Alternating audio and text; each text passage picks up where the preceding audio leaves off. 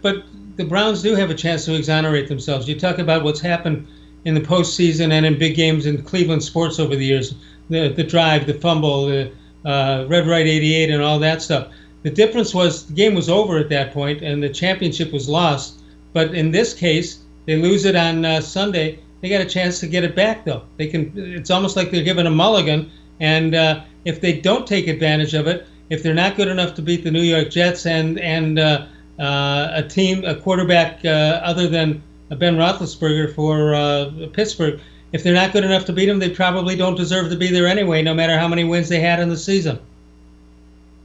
That's true. I mean, they've got to go out and they should have beaten the Jets. They should have. The Browns had 9 Pro Bowlers still left in their starting lineup, 5 on offense and 4 on defense. That's enough to go out and beat a pretty bad football team that doesn't have very many guys on it that are amazing.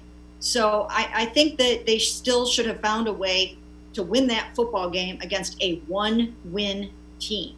Now, having said that, and now they've got to go out and they've got to beat Mason Rudolph. You have to be able to do that.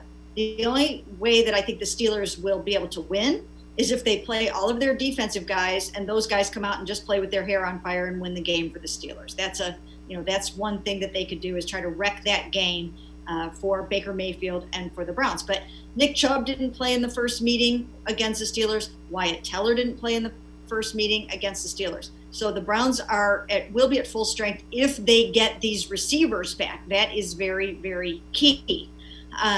But yeah, you've got to go out and you got to nail it when you have a moment like that. And it's just, I still feel like it's kind of unacceptable that they didn't win that game.